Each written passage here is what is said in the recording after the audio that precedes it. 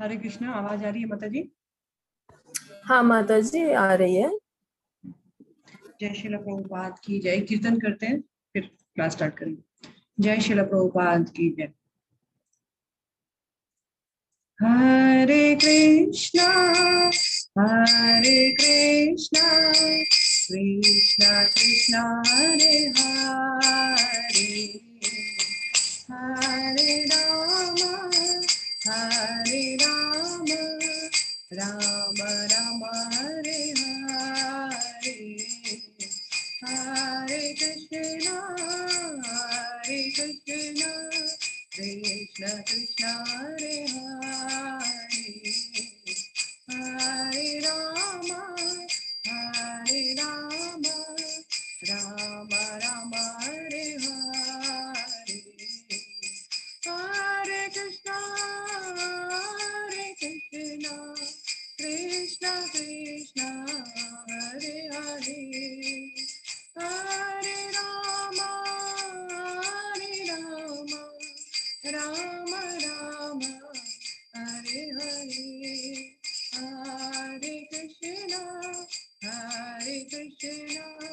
कृष्ण कृष्ण हरे हरे, हरे राम राम राम हरे हरे, हरे कृष्णा कृष्ण कृष्ण हरे हरे, हरे राम राम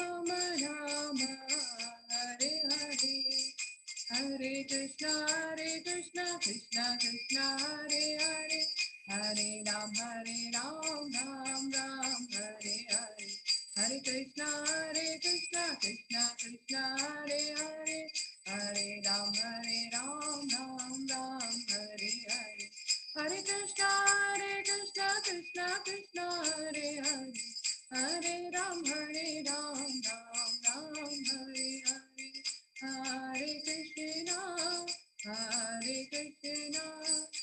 कृष्ण कृष्ण हरे हरे, हरे राम राम राम हरे हरे, हरे कृष्णा कृष्ण कृष्ण हरे हरे, हरे राम राम राम हरे हरे, हरे कृष्णा कृष्ण कृष्ण हरे हरे, हरे राम राम हरे हरे, जय राधा माधव राधे, जय राधा श्याम सुंदर राधे, जय जय प्रभुपाद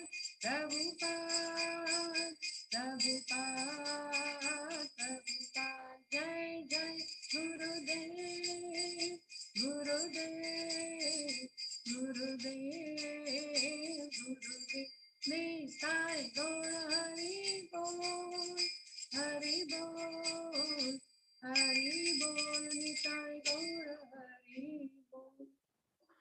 जय ओम विष्णुपाद परमहंस परिव्रजकाचार्य अष्टोत्तर श्रीमदेसी भक्तिवेदांत स्वामी श्रील प्रभुपाद की जय, श्री राधा माधव की जय, रुक्मिणी कृष्ण की जय, गौर निताय की जय, कृष्ण बलराम की जय, जगन्नाथ बाबा सुभद्रा मय बलभद्र प्रभु की जय, लक्ष्मी नृसिंह देव की जय, भक्तराज प्रहलाद महाराज की, अनंत कोटि वैष्णव वृंद की जय, श्रील प्रभुपाद की जय, गुरु महाराज की जय, निताय गौर प्रेमानंदे हरि हरि। ओम नमो भगवते वासुदेवाय, ओम नमो भगवते वासुदेवाय, ओम नमो भगवते वासुदेवाय, ओम ज्ञानं तिमिरान्धस्य ज्ञानञ्जनशलाकया चक्षुरुन्मीलितं येन तस्मै श्रीगुरुवे नमः। श्रीचैतन्यमनोभीष्टं स्थापितं येन भूतले स्वयं रूपं कदा मह्यं ददाति साप्ताहिकं।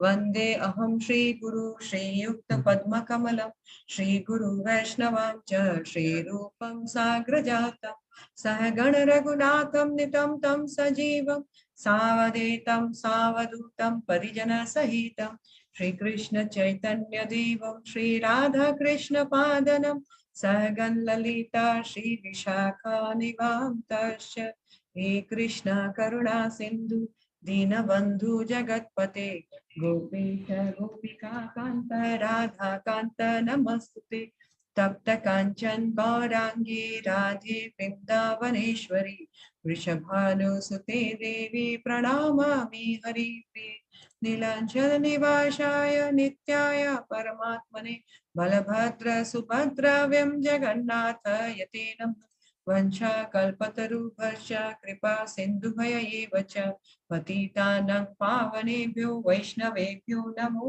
नमः। जय श्री कृष्ण चैतन्य प्रभु नित्यानंद श्री अद्वैत गदाधर शिवासादि गौर भक्त वृंदा हरे कृष्ण कृष्ण कृष्ण हरे हरे हरे राम राम राम हरे हरे हरि ओम तत्सत।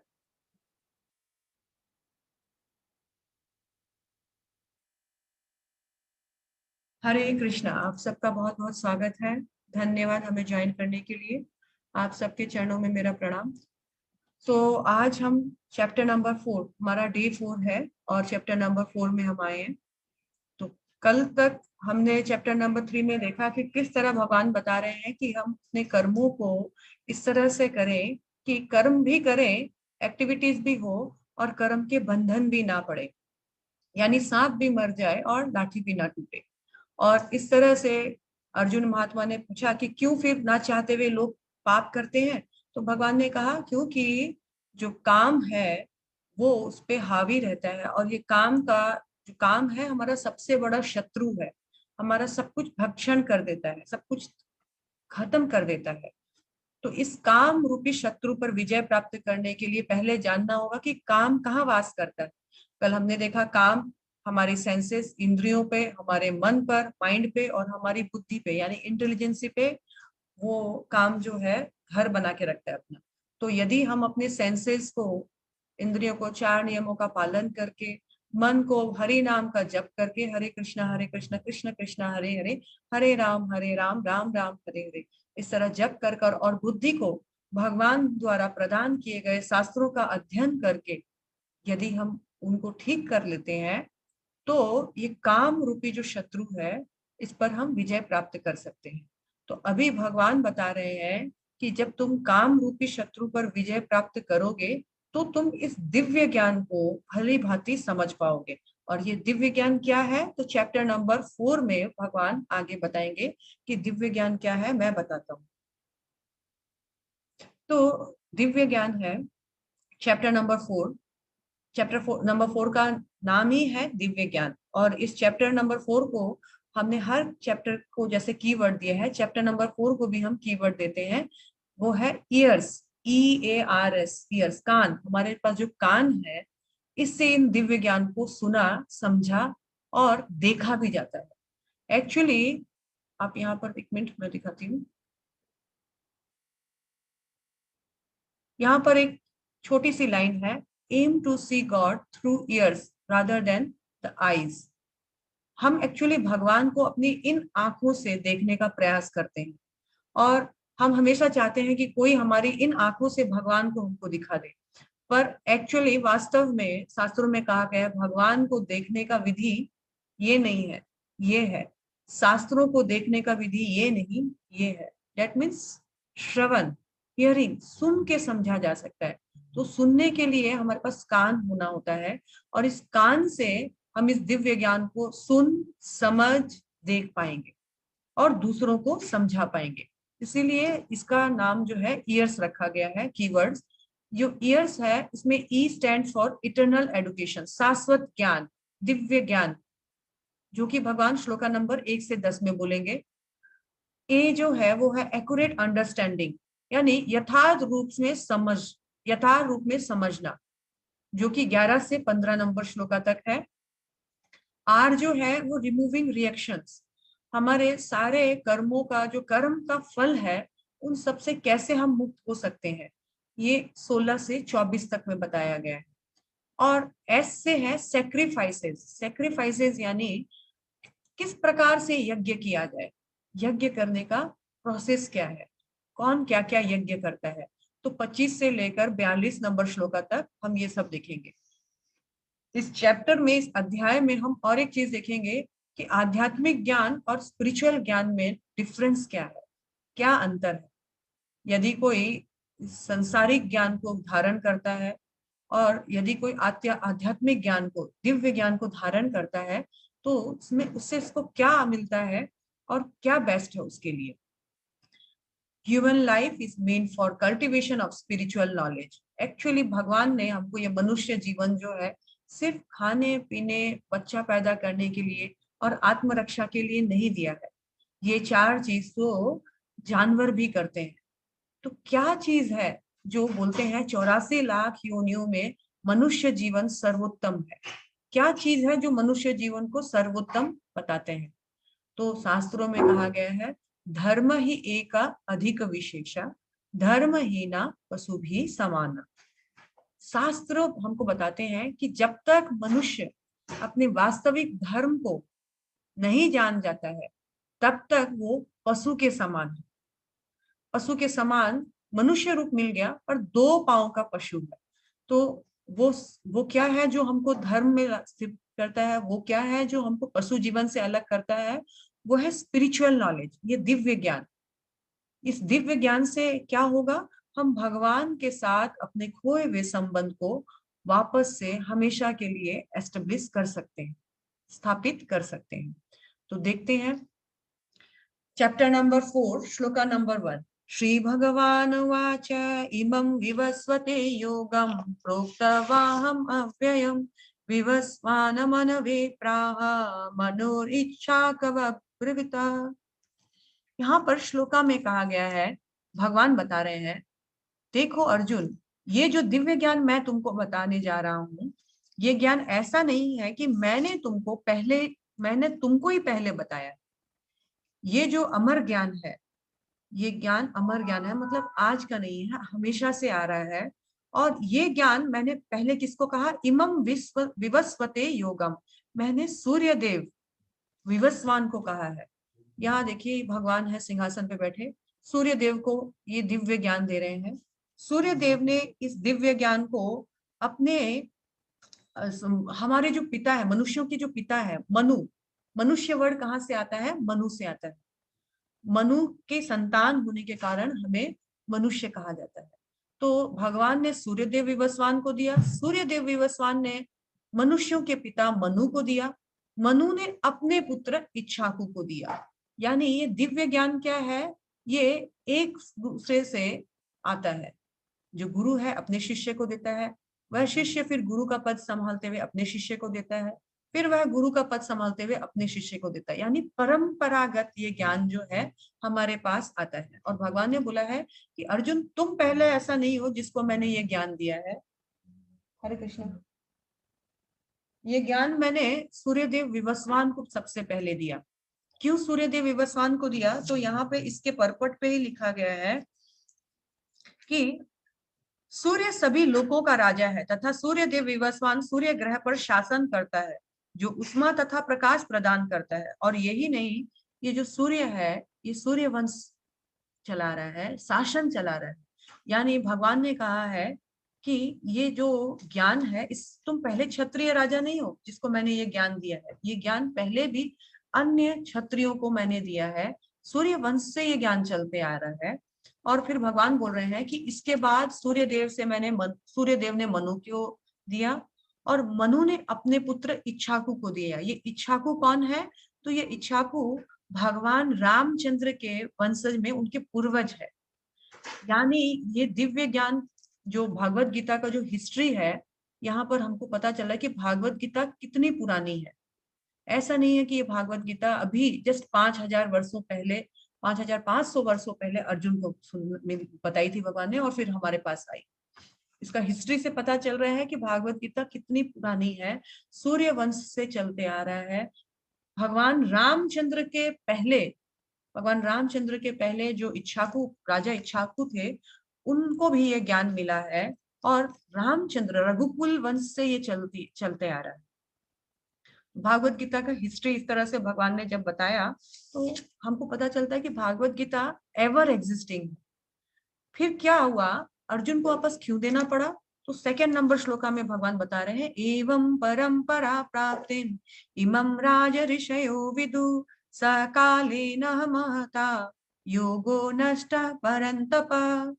भगवान बोल रहे हैं, इस प्रकार यह परम विज्ञान गुरु परंपरा द्वारा प्राप्त किया गया है, और राज ऋषियों ने इस विधि से इसे समझा है। ये ज्ञान मैंने समस्त राज ऋषियों को दिया है। राज ऋषि मतलब वो राजा जो इस ज्ञान को धारण कर कर ऋषि तुल्य हो गए, और उन्होंने इस ज्ञान के साथ अपने राजपाट को बहुत उन्नत तरीके से संभाला, बहुत उन्नत तरीके से राजपाट पे शासन किया।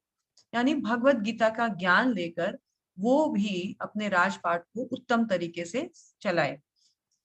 किंतु सकालेन महता, किंतु कालक्रम में यह परंपरा छिन्न हो गई, अतः यह विज्ञान यथारूप में लुप्त हो गया। किंतु क्या हुआ, ये गुरु शिष्य परंपरा, जैसा हम देख रहे हैं कि एक से दूसरे के पास ये ज्ञान आ रहा है, और दूसरा बिना किसी मिलावट के तीसरे को दे रहा है, तीसरा किसी बिना मिलावट के चौथे को दे रहा है। यानी यथारूप ये ज्ञान जो है, यथारूप एक से दूसरे के पास श्रवण विधि से, जस्ट बाय हियरिंग, ये इनसे सुन रहे हैं, फिर इनसे ये सुन रहे हैं, इनसे ये सुन रहे हैं, यहाँ पर ये ज्ञान आगे बढ़ रहा था। लेकिन भगवान बोल रहे हैं कि किसी कारण काल परंपरा में ये जो जो ज्ञान है ये नष्ट हो गया, ये डिसिप्लिन चेन जो है ये टूट गई, गुरु शिष्य परंपरा टूट गई। तो अभी भगवान क्या बोल रहे हैं कि अब थर्ड नंबर श्लोका में है कि अब मैं क्या करूंगा, ये जो दिव्य ज्ञान है मैं तुम्हारे माध्यम से ये दिव्य ज्ञान जो है फिर से प्रस्तुत करने के लिए आ रहा हूं। तो यहाँ भगवान बता रहे हैं कि देखो अर्जुन, थर्ड नंबर श्लोका, स एवाय मया तेघम योगा प्रोक्त पुरातन भक्तोऽसि मे सखा चेति रहस्य उत्तमम। तो क्या कहा गया है, आज मेरे द्वारा वही यह प्राचीन योग यानी परमेश्वर के साथ अपने संबंध का विज्ञान तुमसे कहा जा रहा है, क्योंकि तुम मेरे भक्त तथा मित्र हो, अतः तुम इस विज्ञान के दिव्य रहस्य को समझ सकते हो। एक प्रश्न आया था हमारा डे फर्स्ट में कि भगवान ने अर्जुन को ही क्यों चुना। इसका उत्तर यहाँ पर है, क्यों भगवान ने चुना। पहले देखिए, भगवान ने बताया कि मैं ये ज्ञान परंपरागत दे रहा था, लेकिन फिर ये काल क्रम में द कोर्स ऑफ टाइम ये क्षीण हो गई, लॉस्ट हो गया। तो भगवान बोल रहे हैं, हे अर्जुन, अब मैं ये परंपरा तुम्हारे द्वारा वापस स्थापित कर रहा हूं। तो अर्जुन को ही क्यों चुना, क्योंकि भगवान बोल रहे हैं यहाँ पर, भक्तो असी में सखा चेती, तुम मेरे भक्त भी हो और तुम मेरे सखा भी हो, प्रिय मित्र हो। तुम्हारे ये भगवत गीता को समझने के लिए ये दो क्वालिटी चाहिए। वो क्या है, भगवान का भक्त बनना यानी भगवान के प्रति श्रद्धा, और भगवान के प्रति मैत्री भाव यानी भगवान के प्रति श्रद्धा और भगवान के साथ संबंध स्थापित होना चाहिए। और इस तरह से हम भगवान को समझ सकते हैं। अर्जुन के पास ये दोनों क्वालिटी थी। और यही नहीं, अर्जुन और कृष्ण इससे पहले भी नर नारायण रूप में आ चुके हैं। इससे पहले भी अर्जुन और कृष्ण कई बार एक साथ कई अवतारों में आ चुके हैं। तो भगवान ने अर्जुन को ही एलिजिबल चुना कि मैं तुमको ये दिव्य ज्ञान तुम्हारे द्वारा मैं इस संसार को प्रदान करूंगा। तो ये अभी दिव्य, ये जो गुरु शिष्य परंपरा हमने इतना पढ़ा सुना, ये है क्या। भगवान बोल रहे हैं ना कि परंपरा से ज्ञान लेना बहुत जरूरी है। अगर परंपरा से ये ज्ञान नहीं आ रहा है, टूट जाता है, तो भगवान को वापस ये परंपरा स्थापित करने के लिए आना पड़ता है, क्योंकि भगवान धर्म की स्थापना करने के लिए आते रहते हैं। तो ये परंपरा है क्या, तो पद्म पुराण में कहा गया है, संप्रदान विहीन ये मंत्रास्ते निष्फलः मत अतो कलो भविष्यन्ति चात्वरा। चात्वरा मीन्स चार प्रकार के, कलयुग में भविष्य में चार प्रकार के क्या आएंगे, संप्रदाय। संप्रदाय मतलब 4 प्रकार की संप्रदाय परंपरा आएंगी। वो क्या है? श्री ब्रह्म रुद्र सनक वैष्णव, या वैष्णव माने ये 4 वैष्णव क्षिति पवन। क्षिति पवन मतलब ये 4 श्री यानी लक्ष्मी जी, ब्रह्मा जी और रुद्र यानी शिव जी और सनक यानी चतुष्कुमार से ये 4 वैष्णव परंपरा रहेगी। कब? अतः कलौ कलियुग में भविष्यंती। भगवान अभी अर्जुन को कलयुग स्टार्ट नहीं हुआ था, कलयुग अभी आया भी नहीं था, तब भगवान ये ज्ञान दे रहे थे और बोले कि भविष्य में 4 जो परंपरा है, संप्रदाय है, वही इसको हमारे गुरु शिष्य परंपरा को आगे बढ़ाएगी। ये 4 परंपरा क्या है? तो ये 4 परंपरा, मान लीजिए हम एक भाव कूप में गिरे हुए हैं, भाव कूप में गिरे हुए हैं, तो इस भाव कूप में हमारे पास निकलने का और कोई दूसरा कारण, तो कोई भी दूसरा उपाय नहीं है। मानो भगवान ऊपर से 4 रस्सी भेजे हुए हैं, गुरु परंपरा 4 रस्सी भेज रहे हैं, इनको पकड़ो और इनका हाथ पकड़ के तुम इस भाव कूप से बाहर निकल कर आ जाओ, और कोई तरीका नहीं। तो गुरु बनाना फैशन नहीं है, आजकल गुरु बनाना फैशन है। लव गुरु, ये गुरु, वो गुरु, ट्यूशन गुरु, ये सब गुरु अपने अपनी जगह सही है, लेकिन आध्यात्मिक का अगर पालन करना है, स्पिरिचुअलिज्म में आगे बढ़ना है, तो भी गुरु चाहिए, एंड वो मस्ट है। और ये गुरु कोई कोई फैशन नहीं है, कोई ऐसा देखा देखी नहीं है, ये परंपरागत होना चाहिए। और ये गुरु शिष्य परंपरा भगवान से डायरेक्ट चलती है। भगवान ने ब्रह्मा जी के माध्यम से, लक्ष्मी जी के माध्यम से, शिव जी के माध्यम से और 4 कुमारों के माध्यम से ये परंपरा चलाई, जिनके आचार्य बने ब्रह्मा जी के परंपरा के आचार्य हैं मध्वाचार्य, लक्ष्मी जी के आचार्य हैं रामानुजाचार्य, शिव जी के हैं विष्णु स्वामी और कुमार के हैं निम्बकाचार्य। ये 4 गुरु शिष्य परंपरा जो है आगे बढ़ती है। यदि हम इन 4 गुरु शिष्य परंपरा में किसी एक गुरु के साथ जुड़े हुए हैं, we are in safe zone, we are as per Krishna's instruction. Otherwise अगर हमारे गुरु इन 4 परंपरा से नहीं है, तो फिर थोड़ा सा सोचने का बात है। मैं जिस परंपरा से जुड़ी हूँ वो है ब्रह्म संप्रदाय। हम इस्कॉन से जुड़े हुए हैं, इस्कॉन ब्रह्म गौड़ीय वैष्णव संप्रदाय से जुड़ा हुआ है। इस परंपरा का हमारे पास पूरा डिटेल्स है, कौन कौन किसका आचार्य बना, एंड एज इट इज ये ज्ञान आगे बढ़ते बढ़ते फाइनली अभी शिल प्रभुपाद ने हमको ये ज्ञान दिया, और शिल प्रभुपाद की कृपा से हम ये ज्ञान को आगे बढ़ा रहे हैं। ये है हमारा परंपरा। और ये गुरु शिष्य परंपरा हियरिंग बाय, ये इससे सुन रहा है, ये इससे सुन रहा है, ये इससे सुन रहा है, जस्ट श्रवण से आगे बढ़ रहा है, और इस तरह से गुरु शिष्य परंपरा जो है आगे जा रही है। गुरु शिष्य परंपरा क्या है? Discipline success is the means by which transcendental knowledge is preserve. ये 2 कनेक्टिविटी है, भगवान के साथ जुड़ने के लिए ये कनेक्शन है। गुरु अपने शिष्य को भगवान के साथ कनेक्टिविटी करवाता है, और ये शिष्य परंपरा डायरेक्ट कृष्ण से आते हुए आगे बढ़ती है। इसीलिए हमको जब that is the way of understanding वैदिक नॉलेज, अगर भगवान को समझना है, भगवान के बारे में समझना है, मन मर्जी तरीके से हम नहीं समझ पाएंगे। श्रीमद् भागवतम में कहा गया है कि इस दिव्य ज्ञान को गुरु शिष्य परंपरा के द्वारा, बोनाफाइड स्पिरिचुअल मास्टर के द्वारा ही समझ सकते हैं। जब अर्जुन ने सुना कि अच्छा ठीक है, मेरे द्वारा आपने ये परंपरा स्टार्ट की, भगवान बहुत अच्छा है, लेकिन मेरा एक कंफ्यूजन आ गया। अभी कंफ्यूजन क्या आ गया? मेरा कंफ्यूजन ये आ गया, आपने बताया कि ये दिव्य ज्ञान मैंने इससे पहले सूर्यदेव विवस्वान को बताया, लेकिन हे भगवान, ये हम लोग श्लोका नंबर 4 देख रहे हैं, आप देख लीजिएगा कि लेकिन हे भगवान, आप और मैं दोनों हम उम्र हैं, और सूर्यदेव तो हमसे बहुत पहले, जब से ये सृष्टि है तब से है। तो मैं कैसे मान लूं कि आप उस समय सूर्यदेव को ये ज्ञान दिए थे, क्योंकि सूर्यदेव तो बहुत ज्येष्ठ है, आपसे बड़े हैं, और आप तो मेरे साथ मेरे हम उम्र हैं, मेरे समय पैदा हुए हैं। तो कैसे मैं मान लूं कि गुरु शिष्य परंपरा आपने स्टार्ट की और सूर्यदेव को आपने ये ज्ञान दिया? तो ये कंफ्यूजन हमारे मन में भी आया होगा कि भगवान सूर्यदेव विवस्वान को दिए, भगवान तो अभी तो देवकी और अभी तो वसुदेव के यहाँ से गर्भ में जन्म लिए और अर्जुन के साथ ही पले बड़े, हम उम्र है। अर्जुन ने हमारे लिए ये प्रश्न पूछा, अपने लिए नहीं। अर्जुन ऑलरेडी सब कुछ जानता था, भगवान का भक्त था।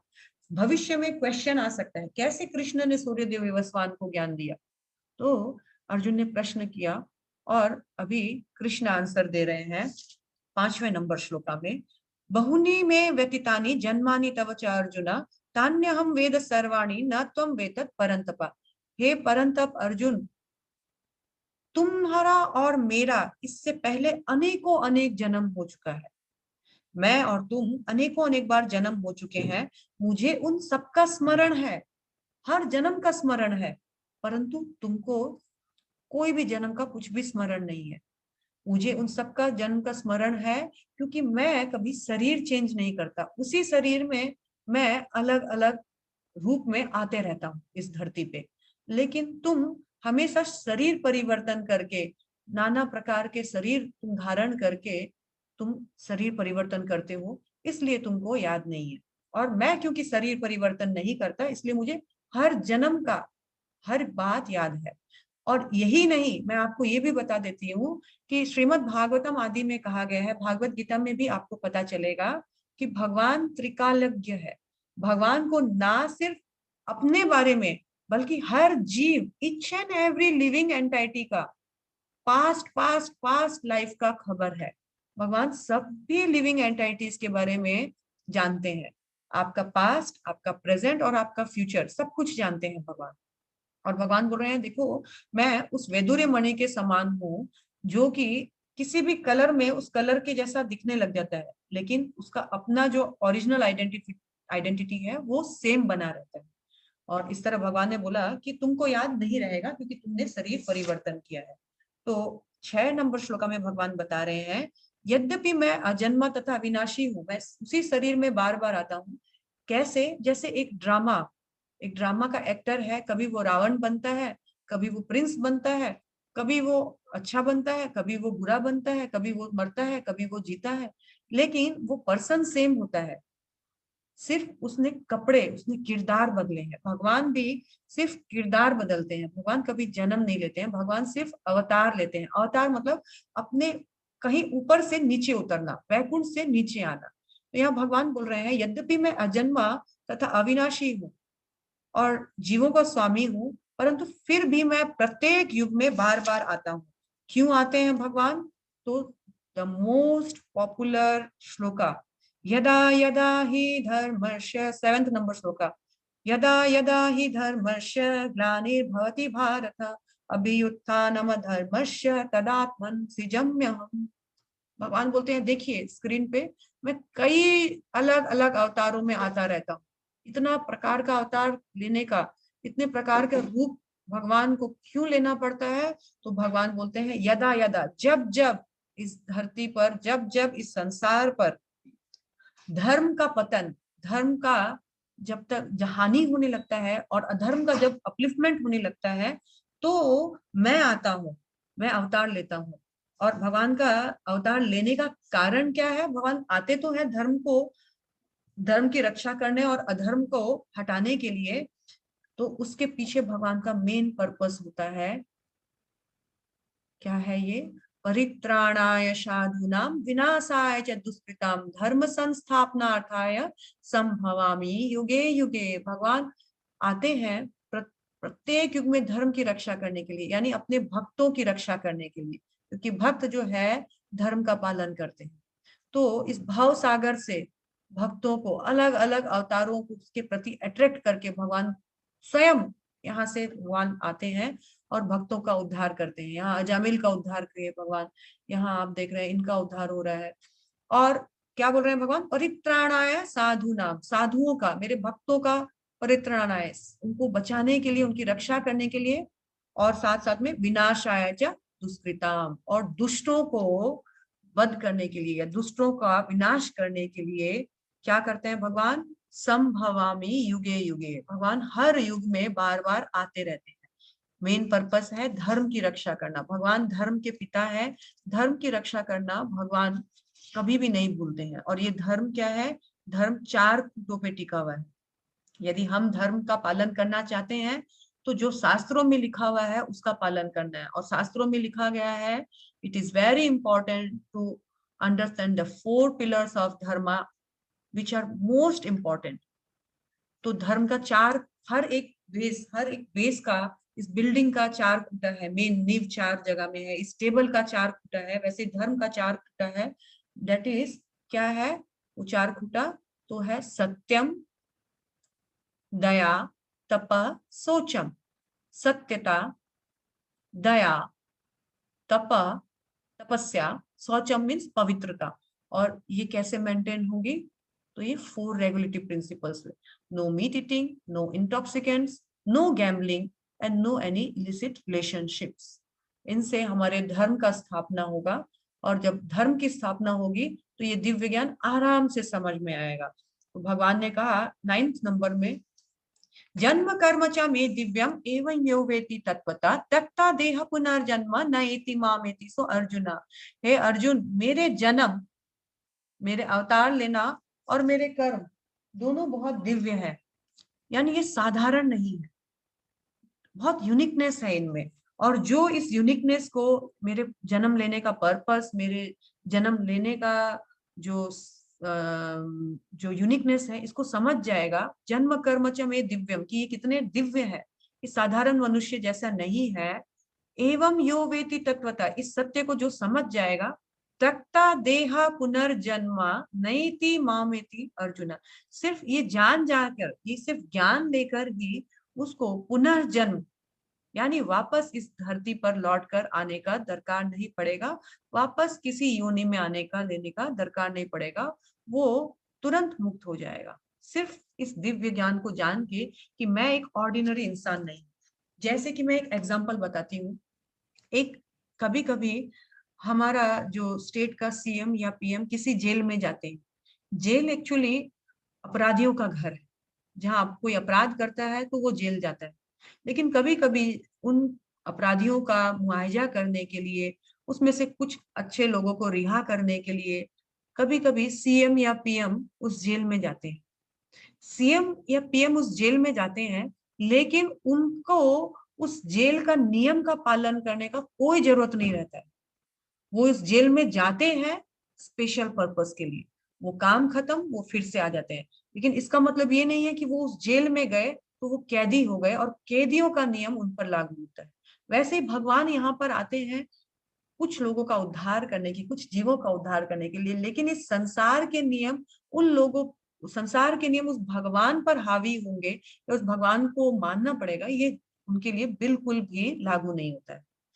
इस तरह भगवान बोलते हैं कि इस दिव्यता को जो जान जाएगा कि मैं साधारण नहीं हूँ, वो इस संसार से वापस जन्म लेकर वापस नहीं आएगा। और फिर क्या है, भगवान बोल रहे हैं ऐसा भविष्य बहुत सारे लोग पूर्व में भी क्या कर चुके हैं, भूतकाल में भी आसक्ति, भय तथा क्रोध से मुक्त होकर मुझ में पूर्णतया तन्मय होकर मेरी शरण में आकर बहुत से व्यक्ति भूतकाल में, पहले भी पास्ट में भी मेरे ज्ञान से पवित्र हो चुके हैं। हमारे मन में आ सकता है क्या ऐसा है कि भगवान के इस ज्ञान को जानकर कोई मुक्त हो जाता है? तो भगवान बोल रहे हैं हाँ, बहुत सारे ऐसे लोग हैं, ऐसे जीव हैं जो आसक्ति, भय, क्रोध से मुक्त हो गए इस ज्ञान को जान करके, और पवित्र होने के बाद ये क्या है, तो ये मेरे धाम को लौट कर आ गए। इस तरह से फर्स्ट सेक्शन जो है हमने फिनिश किया। फर्स्ट सेक्शन में हमने देखा कि भगवान दिव्य ज्ञान दे रहे हैं, और भगवान बता रहे हैं कि तुम अकेले नहीं हो, इससे पहले मैंने और भी राज ऋषियों को यह ज्ञान दिया है। इस ज्ञान को धारण करने का कौन धारण कर सकता है? सही पात्र है जो भगवान का भक्त है, भगवान के साथ संबंध स्थापित किया हुआ है, मित्र है। और भगवान ने ये ज्ञान किसके लिए किया है? भगवान ने कहा है कि ये गुरु शिष्य परंपरा से ऑथराइज्ड वे से धारण करना चाहिए। जैसे कि हम अपने छोटे से बच्चे को भी यदि स्कूल में भरना होता है, स्कूल में उनको दाखिला करवाना होता है, तो हम लोग उसका ऑथोरिटी चेक करते हैं, ये स्कूल ऑथराइज्ड है कि नहीं है, ये यूनिवर्सिटी ऑथराइज्ड है कि नहीं है, ये इंस्टीट्यूशन ऑथराइज्ड है कि नहीं है। वैसे ही हम अगर अपने जीवन में, आध्यात्मिक जीवन में एक गुरु चाहते हैं, और उस गुरु के माध्यम से हम अपना आध्यात्मिक उद्धार चाहते हैं, हमको ऑथराइज्ड गुरु का बहुत दरकार है। भगवान धर्म की स्थापना ऑथराइज्ड वे से करते हैं। इस तरह फर्स्ट सेक्शन हमारा खत्म हुआ। सेकंड सेक्शन है एक्यूरेट अंडरस्टैंडिंग। ईयर्स, ई खत्म हो गया, इटर्नल शाश्वत ज्ञान। अभी ए है एक्यूरेट अंडरस्टैंडिंग, माने यथारूप ज्ञान। भगवान 11 से 15 में यथारूप ज्ञान दे रहे हैं, वो यथारूप ज्ञान क्या है? कृष्ण इस सेक्शन में हमारे जितने भी मिसकंसेप्शंस है, मिसकंसेप्शंस मतलब हमारे जितने भी गलत धारणाएं हैं उनको क्लियर करेंगे। और इसी सेक्शन में सभी लोग बोलते हैं कि देखो, सभी जो आध्यात्मिक पथ है ना, वो सब भगवान एक जैसे ही है, किसी को भज लो एक ही जगह जाना है, ऐसा बोलते हैं।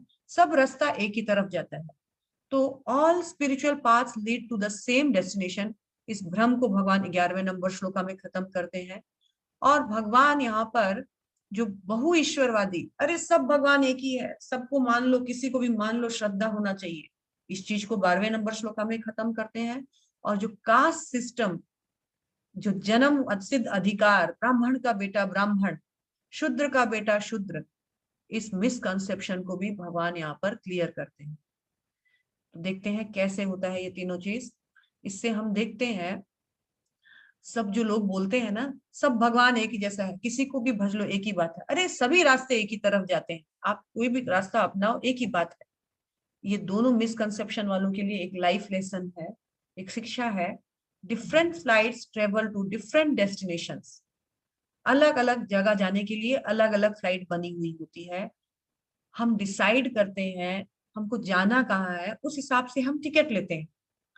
फिर आध्यात्मिकता के लिए ये स्लोगन क्यों, सब भगवान एक ही जगह जैसा है, सब रास्ते एक ही तरफ जाएंगे? नहीं, भागवत गीता में साक्षात लिखा हुआ है। हम जब 9वें अध्याय में आएंगे तो आपको पता चलेगा, यान्ति देवव्रता देवन पितृन यान्ति पितृव्रता भूतानि यान्ति भूतेज्या यान्ति मद्यादि अपिमा। जो देवताओं की पूजा करेंगे वो स्वर्ग लोक को, देवताओं के लोक को जाएंगे। जो पितरों की पूजा करेंगे पितरों के लोक को जाएंगे। जो भूत प्रेतों की पूजा करेंगे भूत प्रेतों के लोक को जाएंगे। जो मेरी पूजा करेंगे वो मेरे वैकुंठ लोक को प्राप्त करेंगे। माइंड इट, वैकुंठ एंड स्वर्ग is not same, destination same नहीं है।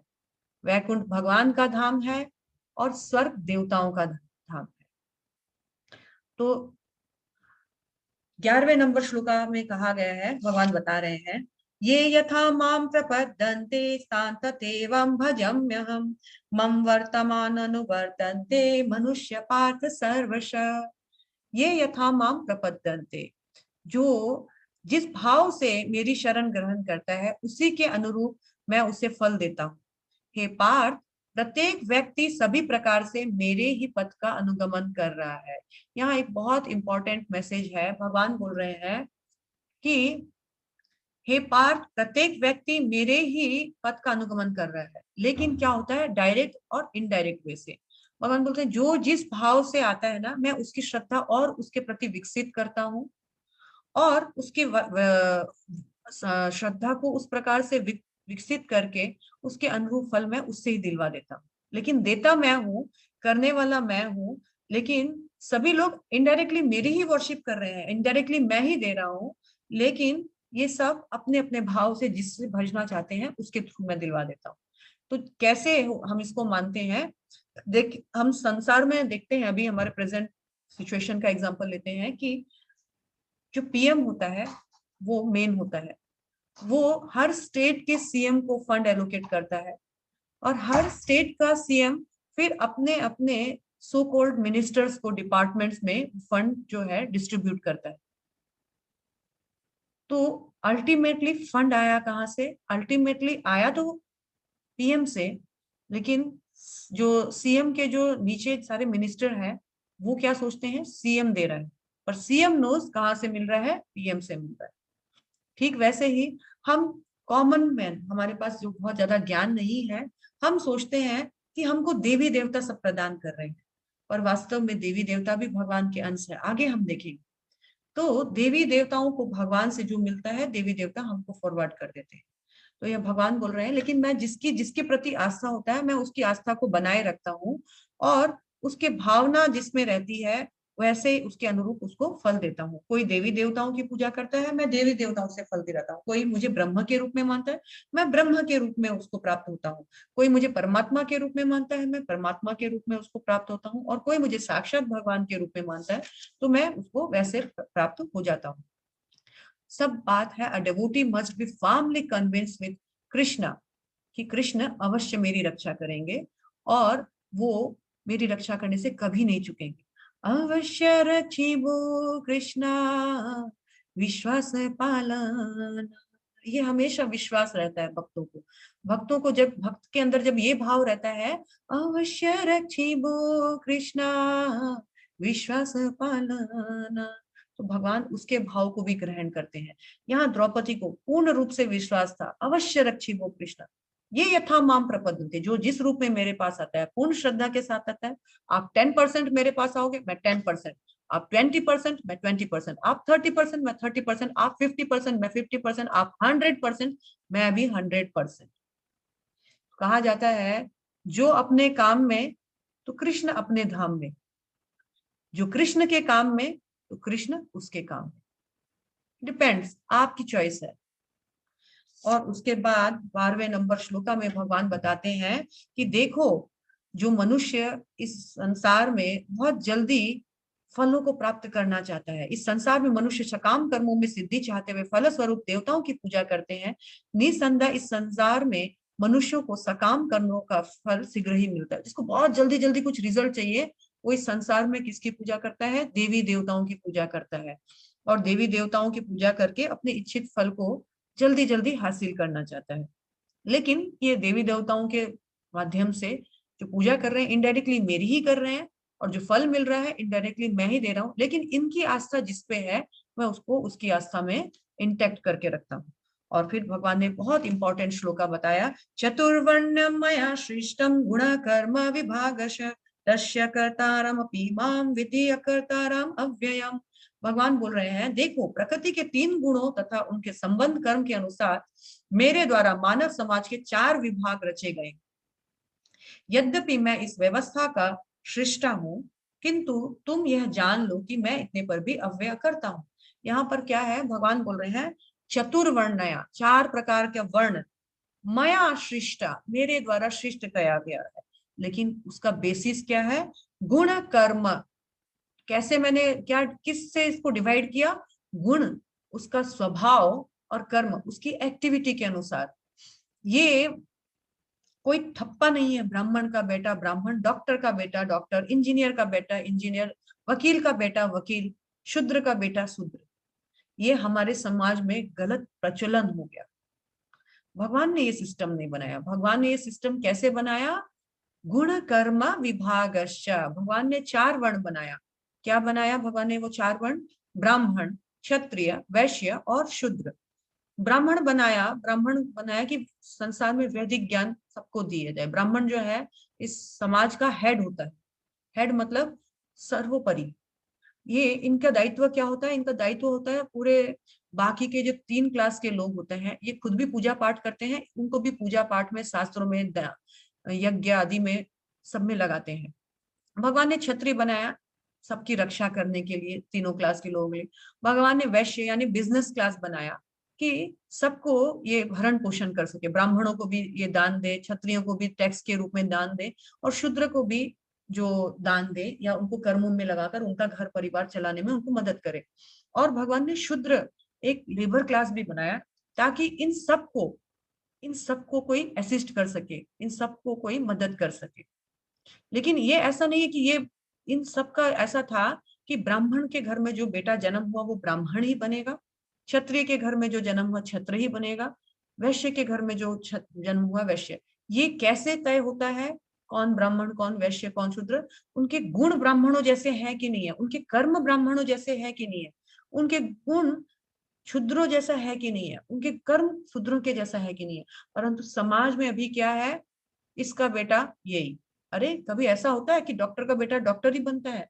उसके अंदर गुण है, उसका वो समझ लीजिए बॉर्न सिंगर है, तो बॉर्न सिंगर है और उसको बिल्कुल मन नहीं है, बिल्कुल उसके गुण में नहीं है ब्राह्मणता, ना ही वो कर्म से प्रस्तुत करता है, कैसे वो ब्राह्मण हो जाएगा? तो वो अपना दूसरा प्रोफेशन चुनता है। इस समाज में एक्चुअली हम सब अपने गुण और कर्म के हिसाब से चलें तो ही हम सक्सेड हो पाएंगे। अदरवाइज ये जो थप्पा, जो रबड़ स्टाम्प लगा लिया हमने, वो रबड़ stamp it will not work. भगवान ने वो रबड़ स्टाम्प नहीं लगाया। भगवान ने नहीं बोला है कि जाति से मैंने बनाया है।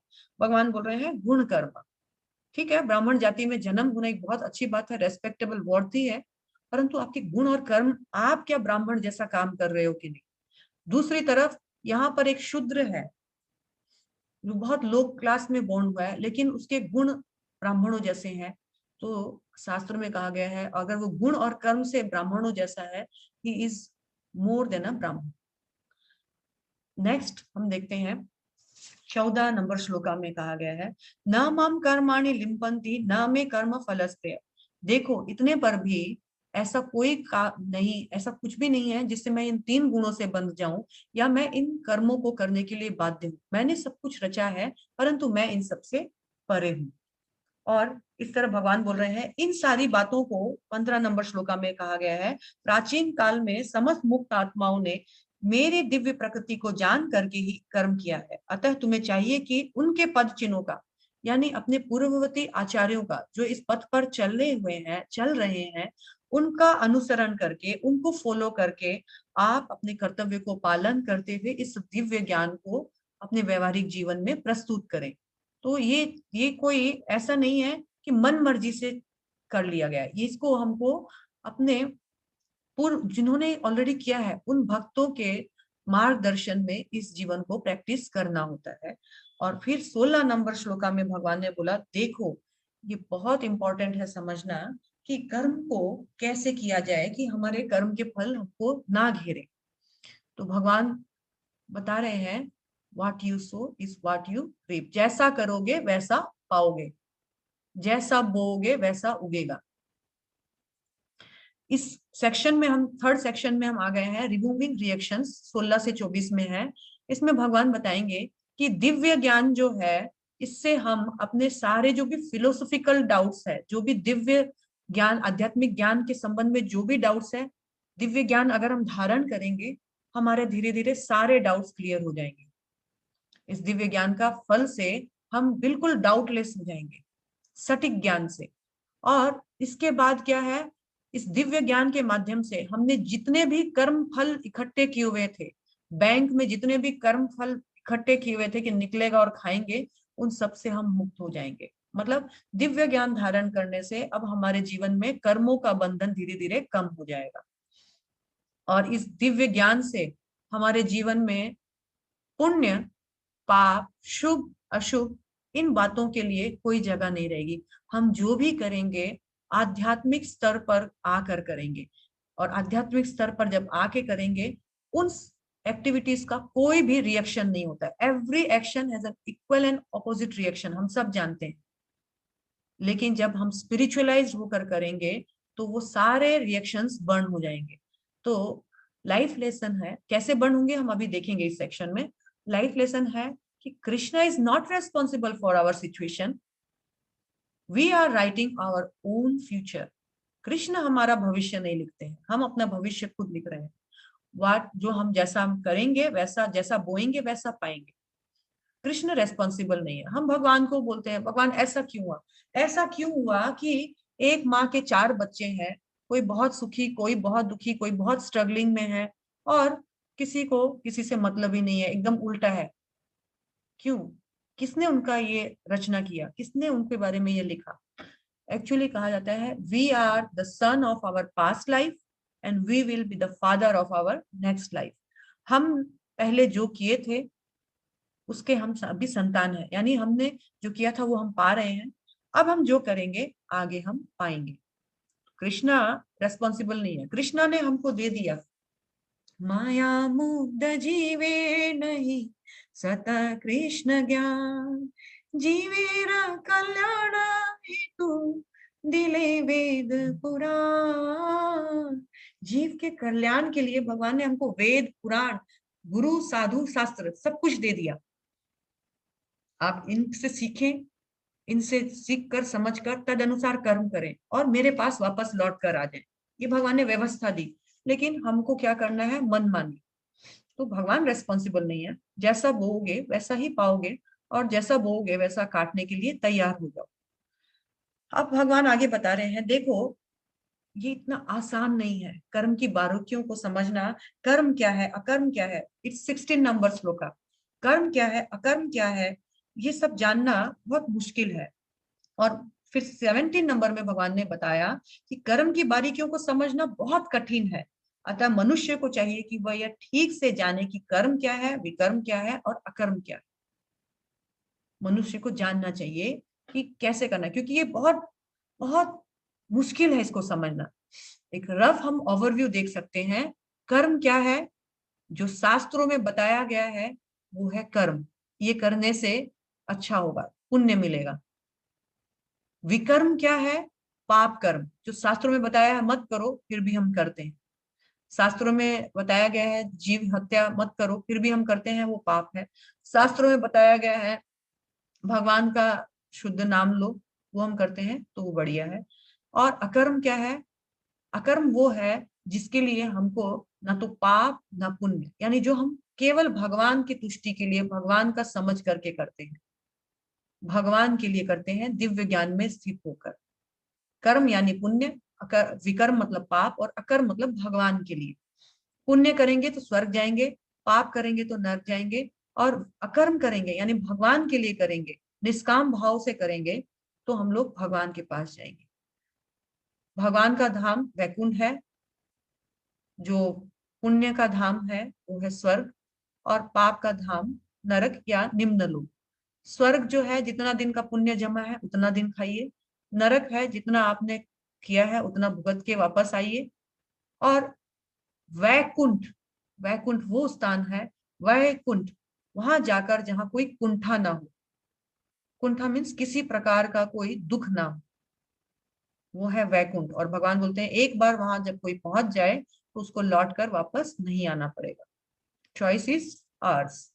इसके बाद कहा गया है कि इस दिव्य ज्ञान से 19 नंबर देखिएगा, जिस व्यक्ति का प्रत्येक प्रयास इंद्र तृप्ति की कामना से रहित होता है उसे पूर्ण ज्ञानी समझना चाहिए। यानी वो अपने लिए नहीं, भगवान के लिए अगर प्रयास कर रहा है वो पूर्ण ज्ञानी है, उसको दिव्य ज्ञान हो चुका है कि मेरे लिए करूंगा तो फंसूंगा, लेकिन भगवान के लिए करूंगा तो निकलूंगा। और एक्चुअली देखिए, जब दास अपने मालिक के लिए करता है तो वो भी वंचित नहीं रहता है, उसको भी मिलता है। दास जब हमेशा बिंदास रहता है, मालिक हमेशा उदास रहता है ना, मालिक का सारा टेंशन और दास बिंदास। तो यहाँ पर है कि जो ये समझ जाए कि सब कुछ कृष्ण का है, मेरा कुछ नहीं है, मैं सिर्फ यहाँ पर एक केयर टेकर हूँ, एक समय आएगा कि मुझसे सब कुछ ले लिया जाएगा और मुझे हंसते हंसते सब कुछ देना पड़ेगा। जो बोलेगा नहीं ये तो मेरा था मैं नहीं दूंगा, तो केयर टेकर को क्या करेंगे आप? केयर टेकर को धक्का मार के बाहर निकलेंगे। इसलिए हमेशा याद रखो मेरा कुछ नहीं है। और इस तरह से जो समझ जाता है वो कहा जाता है वो पूर्ण ज्ञान की अग्नि से समस्त कर्म फलों को भस्मात कर देता है। और यहाँ पर एक और उदाहरण है कैशियर के साथ। बैंक में एक कैशियर होता है जो पैसे डिपॉजिट लेता है या देता है, तो दिन भर में वो लाखों रुपया ग्राहक से लेता है और लाखों रुपया ग्राहक को देता है। वो लेते वक्त कभी भी खुश नहीं होता है आज मेरे पास लाख रुपया आ गया, और देते वक्त भी कभी दुखी नहीं होता ओ आज लाख रुपया मुझे देना पड़ गया। क्यों? क्योंकि उसको मालूम है मैं एक जस्ट कैशियर हूँ, मेरा ड्यूटी है ये करना, और शाम को ये सारे पैसे मुझे मैनेजर को सौंपना होगा, मेरे पास कुछ नहीं रहेगा। इसीलिए वो अपना ड्यूटी बहुत अच्छे से निभा पाता है। अब भी अगर वो कैशियर को लोभ हो जाए आज लाख रुपए आया है, एक काम करते हैं 5,000 रुपये पॉकेट में भर लेते हैं, किसको क्या पता चलेगा और कैशियर का क्या हालत होगा। तो हम भी अगर बिना लोभ के as a matter of duty, किसका है किसको देना है, मेरे को क्या लेना है, मेरे को क्या मिलना है, ये चीज सही रूप से समझ जाए, वही है अकृष्ण कॉन्शियस पर्सन। और अकृष्ण conscious person doesn't expect good और बैड रिजल्ट। वो कभी भी अपने कर्मों से कुछ भी अच्छा या बुरा रिजल्ट नहीं चाहता है, वो ये जानता है कि मैं भगवान के लिए कर रहा हूँ, इसका सही और बुरा भगवान जानते हैं। जैसा जाहे विधि राखे राम ताहे विधि रही, तो हमको सिर्फ अपना कर्तव्य का पालन करना है। His mind and intelligence are fully control, बहुत ही कंट्रोल्ड इंटेलिजेंसी के साथ वो इस जीवन में निर्वाह करेगा। और इस तरह से जो करने वाला व्यक्ति है, जिसके लिए किया जा रहा है, जो काम किया जा रहा है और जिस वस्तु के द्वारा किया जा रहा है, वो सब दिव्य हो जाते हैं, फिर उसमें कर्म का बंधन नहीं पड़ता है। मान लीजिए आपने खाना बनाया, आपके पति ने कमाया, आपने वो उस कमाई से जो राशन पानी फल फ्रूट लेके आए, आपने उस कमाई से वो खाना बनाया और खाना बनाकर आप भगवान को खिलाए, खिलाने के बाद आप प्रसाद रूप में खाए। यानी जो कमाने वाला है वो दिव्य मेंटलिटी से कमाया, जो बनाने वाला है दिव्य मेंटलिटी से बनाया, जो भगवान को जो खाना था वो अभी अर्पण कर दिया, भोग हो गया, प्रसाद हो गया, अभी वो दिव्य हो गया, जो खा रहे हैं वो दिव्य है। यानी जब हम कृष्ण के लिए करते हैं, करने वाला दिव्य हो जाता है, जो जो कार्य होता है वो कार्य दिव्य हो जाता है, सब कुछ दिव्य हो जाता है, उसमें कोई रिएक्शन नहीं बनता है। नेक्स्ट हमारा लास्ट आज का जो पार्ट है वो है सेक्रीफाइसेस। ईयर्स, EARS, ईयर्स, अभी एस में आ गए हम लोग। ये है कुल मिलाकर 42 श्लोक है, ये 25 से 42 तक सेक्रीफाइसेस ही चलेगा। और इसमें इस पार्ट में हम देखेंगे कि भगवान बताएंगे कि हमारे लिए पूर्ण रूपी यज्ञ करने के लिए, भगवान को तुष्ट करने के लिए जो यज्ञ यानी जो क्रिया एक्टिविटी है वो कैसे जाने की क्या उत्तम है। और हम जानेंगे कि भगवान बताएंगे कि एक प्रामाणिक गुरु से सीखो। स्टार्टिंग भी गुरु से हुआ था देखिए, एंड भी दिव्य ज्ञान का गुरु से होगा। कैसे? तो यहाँ पर हम देखेंगे कि 25 से 30 नंबर तक श्लोका लगातार अलग अलग प्रकार के यज्ञों के बारे में है। कोई देवताओं की देव यज्ञ करता है तो वो अपने इंद्रियों को उसमें लगा देता है, कोई ब्रह्म यज्ञ करता है तो वो अपने स्वाध्याय को उसमें लगाता है। इस तरह से अलग अलग यज्ञों के बारे में हम पढ़ समझते हुए लास्ट में ये समझेंगे, 30वां नंबर श्लोका में ये समझेंगे कि ये सभी यज्ञ करने वाले यज्ञों का अर्थ जानने के कारण पाप कर्मों से मुक्त हो जाते हैं और यज्ञों के फल रूपी अमृत को चक्कर परम दिव्य आकाश की ओर बढ़ते हैं। क्योंकि ये सब शास्त्रों में ऑथराइज्ड वे से कर रहे हैं तो इनका किया हुआ बेकार नहीं जाता है, इनका उन्नति होता है। उन्नति होता है तो फिर 32 नंबर श्लोका में क्या बताया गया है कि ये सभी प्रकार के जो यज्ञ है ये वेदों में है। जैसे कोई नाम कीर्तन यज्ञ करता है, तो कोई तपस्या, कठोर तपस्या करता है, कोई अपना धन सब कुछ अर्पण कर कर सोचता है कि ये त्याग देने से भगवान का भक्ति होता है, तो कोई पतंजलि योग मतलब हठ योग कर कर भगवान को प्राप्त करने का कोशिश करता है, तो कोई स्वाध्याय यज्ञ करता है। अलग अलग प्रकार के यज्ञ है और इन सभी यज्ञों से उनकी उन्नति होती है। लेकिन इन यज्ञ को करना कैसे है, कौन सा यज्ञ मेरे लिए सर्वोत्तम है, which one is the better, which one is the better, and हमको गुड बेटर बेस्ट क्या है, इसमें से सबसे सभी सही है, उत्तम है, लेकिन सर्वोत्तम क्या है उसको जानने के लिए क्या करना पड़ेगा, understand first and then act with understanding. पहले चीजों को समझ जाओ अच्छे से और फिर उस समझ के साथ अपनी एक्टिविटीज को करो। समझने के लिए क्या चाहिए हमको, कोई एक समझाने वाला चाहिए। और वो समझाने वाला कौन होना पड़ेगा, तो वो समझाने वाला एक सदगुरु होना पड़ेगा, जिसके पास आप लोग श्लोका नंबर 34 देखिएगा, it is very important shloka. तद्विधि प्रणिपातेन परिप्रश्नेन सेवया उपदेक्षन्ति ते ज्ञानम ज्ञानिनस्तत्त्वदर्शनम्।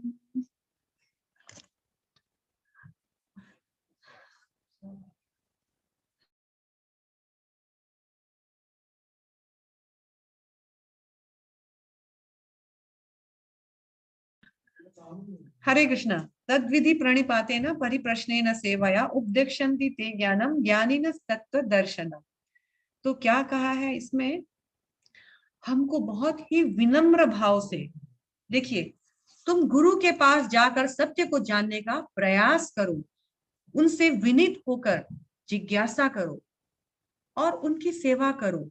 स्वरूप सिद्ध व्यक्ति तुम्हें ज्ञान प्रदान कर सकते हैं क्योंकि उन्होंने सत्य का दर्शन किया है।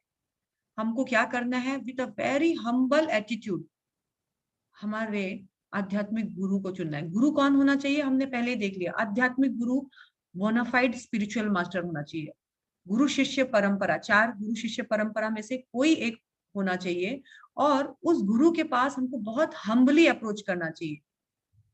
धन का घमंड करके नहीं, मैं बहुत धनी हूँ मुझे ज्ञान मिलना चाहिए, नहीं, वेरी हम्बल, उन गुरु को टेस्ट नहीं करना है, उन गुरु को हम्बली प्रश्न उत्तर करना है जानने के लिए, और उनकी सेवा करने के लिए, उनकी बात मानने के लिए तत्पर रहना चाहिए। यद्यपि अभी कलयुग में कहा गया है कि the holy name is sufficient to take you back to holy name, back to Godhead, sorry. अभी भगवत धाम जाने के लिए कलयुग केवल नाम आधार, सुमिर सुमिर नर उतर ही पारा। कलयुग में केवल हरि नाम से ही हमारा उद्धार हो जाएगा, लेकिन उस हरि नाम को किस मूड से लेना है, इसको कल्टीवेट करने के लिए, उस मूड को कल्टीवेट करने के लिए हमें गुरु के यहाँ शरणागत होना चाहिए। जब हम गुरु के यहाँ शरणागत होते हैं तो हमको गुरु समझाता है कि वास्तविक ज्ञान, दिव्य ज्ञान को प्राप्त करने के लिए वास्तविक प्रयास क्या है, प्रोसेस क्या है। तो भगवान बोलते हैं, मैं ही, स्वयं मैं ही, in the form of Guru Krishna delivers his devotees.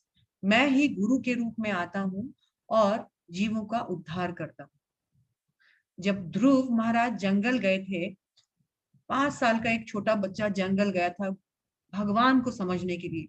भगवान को चिंता हो गई और भगवान ने नारद मुनि को भेजा, जाओ इसको इंस्ट्रक्शंस दो, इसको ज्ञान दो, मुझे कैसे प्राप्त किया जाए। और फिर नारद मुनि उस ध्रुव को उस जंगल में मिले और उन्होंने समझाया, और फिर उसके बाद वो गुरु की कृपा से भगवान को देख पाए।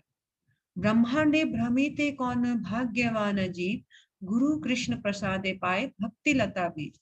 पूरे ब्रह्मांड में 84 लाख योनियां भटकने के बाद कोई भाग्यवान जीव कृष्ण की कृपा से एक सच्चे गुरु को प्राप्त करता है, और सच्चे गुरु की कृपा से उस कृष्ण तक अपने ओरिजिनल घर को वापस लौट जाता है। तो हाँ, आपको लग सकता है कि क्या मैं गुरु ग्रहण करने के लायक, या मैं इन सब बातों को समझकर भगवान के पास जाने लायक हूं क्या? आप सही सोच रहे हैं। ऑल्दो वी आर इम्परफेक्ट, हमारे पास कोई योग्यता नहीं है, but because we are following the perfect, तो हमारी सिचुएशन अपने आप परफेक्ट हो जाएगी। तो इसीलिए हम परफेक्ट नहीं है, परफेक्शन लाने के लिए परफेक्ट गुरु का संग करना बहुत जरूरी है। नहीं तो क्या होगा, नहीं तो जैसे आप देख रहे हैं ये मधुमक्खी है ना, ये कांच के बोतल में मधुमक्खी को समझ में नहीं आ रहा कि ये कांच है क्या। वो मधुमक्खी कांच को चाटती है और सोचती है कि मधु का रस क्यों नहीं आ रहा है, ये मधु अच्छा नहीं है।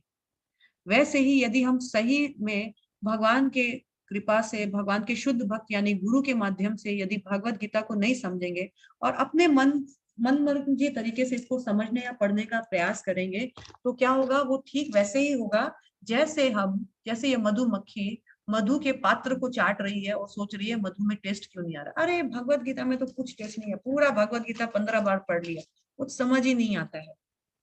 इसीलिए भगवत गीता को समझने का विधि है भगवान जो इसको फॉलो कर रहा है। हम इसको समझ रहे हैं प्रभुपाद के माध्यम से, एज इट इज, जैसा प्रभुपाद ने बताया वैसे ही गुरु शिष्य परंपरा के माध्यम से अवश्य समझेंगे। 100 में से कुछ 1% जरूर समझेंगे। तो जब हम गुरु के पास जाते हैं तो हमको शिष्य बनना होता है। शिष्य मतलब क्या होता है? शिष्य यानी जो शासन में आए, यानी डिसाइपल, इंग्लिश में हम लोग डिसाइपल बोलते हैं शिष्य को। डिसाइपल मतलब वन, वो जो डिसिप्लिन में रहना स्वीकार करता है कि गुरु आप मुझे जो भी इंस्ट्रक्शन देंगे वो मैं इंस्ट्रक्शन फॉलो अप करूंगा। तो इसीलिए शिष्य का काम है अपने गुरु के निर्देशों का पालन करें। और फिर 36वें नंबर श्लोका में देखा, यदि तुम्हें, बहुत अच्छा श्लोका है हमारे लिए कि यदि हम अपने आप को सोचते हैं कि क्या मैं स्पिरिचुअल प्रैक्टिस करने के लायक हूँ, तो देखिए आप लोग घबराइए मत, क्या भगवान बता रहे हैं, यदि तुम्हें समस्त पापियों में सर्वाधिक पापी भी समझा जाए तो भी तुम इस दिव्य ज्ञान रूपी नाव में स्थित होकर दुख सागर को पार करने में समर्थ होगे। Just by this boat of this transcendental knowledge, इस ट्रांसेंडेंटल नॉलेज दिव्य ज्ञान की नौका में सवार होकर इसके बोले हुए कथा अनुसार हम करेंगे, हम अवश्य इस भवसागर से पार हो जाएंगे। कैसे पार होगा ये सब संभव कैसे है? तो 37 नंबर श्लोका में है, जैसे प्रज्वलित अग्नि ईंधन को भस्म कर देती है, उसी तरह हे अर्जुन ज्ञान रूपी अग्नि भौतिक कर्मों के समस्त फलों को जला ढालती है। जब हम लोग ज्ञान रूपी अग्नि में तप जाते हैं तो हमारे समस्त पाप उसी तरह भस्म हो जाते हैं, जिस तरह आग में जो भी कुछ ढाला जाए तुरंत भभक के वो सबको राख बना देता है। इसीलिए ज्ञान अर्जन करना बहुत जरूरी है।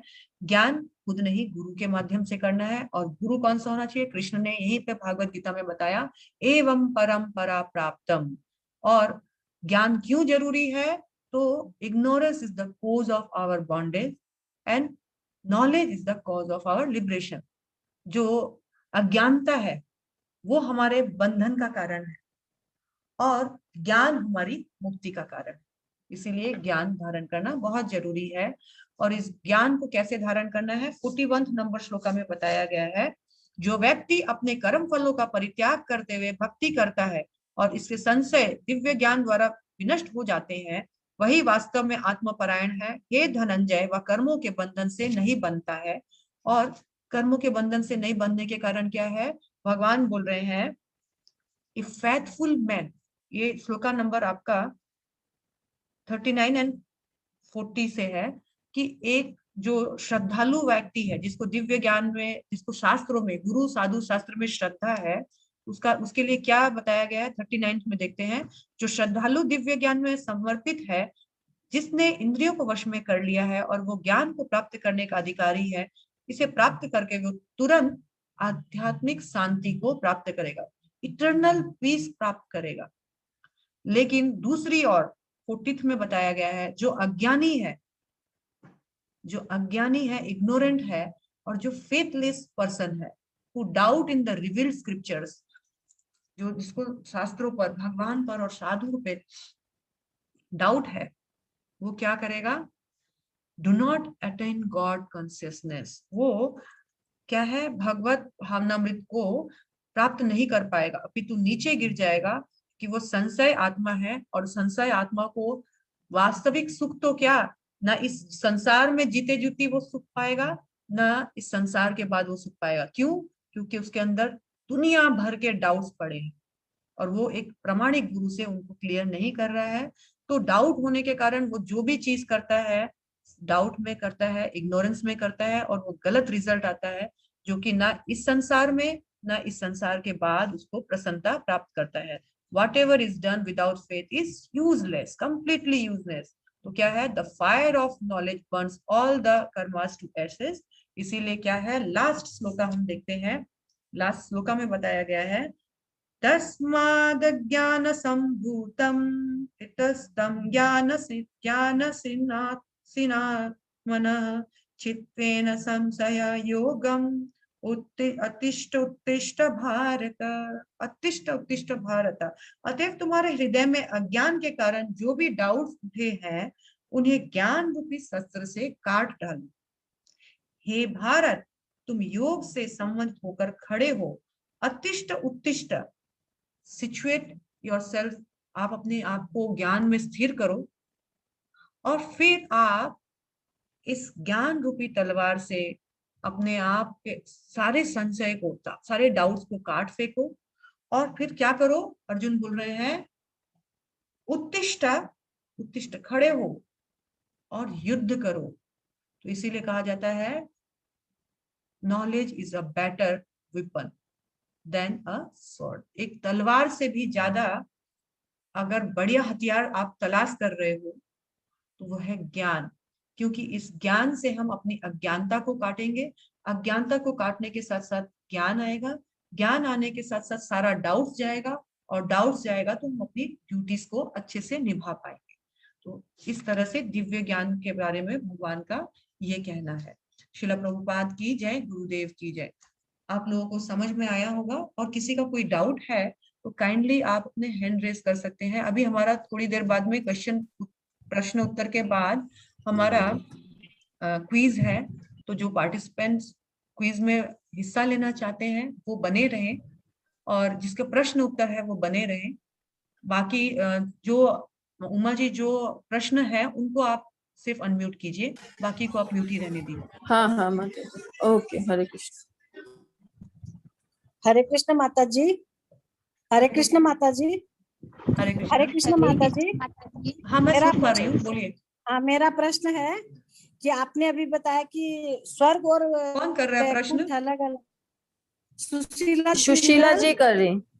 हाँ जी, सुशीला जी बोलिए। हाँ जी। तो आपने अभी बताया कि स्वर्ग और बैकुंठ अलग अलग है, जी। और हम सुनते हैं गोलोक भी एक धाम है भगवान का।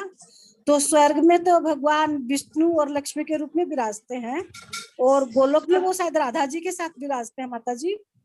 स्वर्ग में हाँ जी, भगवान स्वर्ग में भगवान, आपने बोला कि स्वर्ग में भगवान लक्ष्मी और विष्णु के साथ विराजते हैं? हाँ जी। नहीं, स्वर्ग और में तो गोलोक भगवान, में और बैकुंठ में वो किस, हाँ ठीक है, मैं आपका कंसेप्ट क्लियर कर देती हूँ। स्वर्ग देवी हाँ देवताओं का हाँ, घर है। ओके।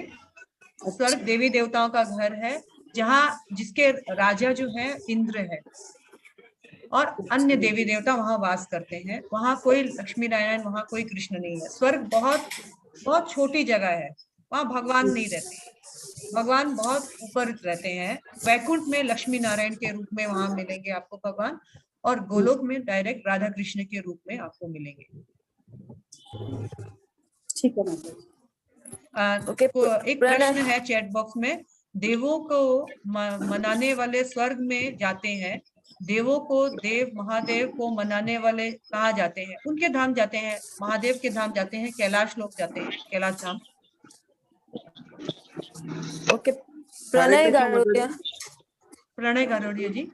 हाँ, हरे कृष्ण माता जी। हरे कृष्णा जी। हाँ माता जी, एक प्रश्न आ रहा था मन में। आपने जैसे कहा था कि हमें मीट वगैरह नहीं खाना चाहिए, तो अभी मतलब मीट जो भी मतलब जो वेज लोग हैं, वेजिटेरियन है, वो तो मात्र इंडिया में होंगे मुश्किल से, मतलब बहुत कम पॉपुलेशन ऐसी है जो मतलब वेजिटेरियन है। अब अगर सब लोग वेजिटेरियन अगर हो जाते हैं तो इससे मतलब नेचर को कोई प्रॉब्लम नहीं आएगी? इन्वायरमेंट वैसे नहीं हो जाएगा? क्योंकि 700 से ज्यादा करोड़ लोग हैं दुनिया में, जिसमें से मात्र मतलब 5-10% कोई खाते हैं वेजिटेरियन फूड, इसीलिए। इसीलिए हमको नॉनवेज होना चाहिए, और जो बैलेंस है, प्रकृति को बैलेंस करने के लिए हमको नॉनवेज होना चाहिए। नहीं, ऐसा लॉजिक गलत है। ऐसा ये जो अभी जो सो कॉल्ड मॉडर्न सोसाइटी में ये ऐसे ही कुछ भी बना देते हैं, जबकि हरे कृष्णा, बहुत साउंड हो रहा है, थोड़ा बाकी लोगों को म्यूट कीजिए, सिर्फ गारोड़िया जी को ही आप अनम्यूट कीजिए।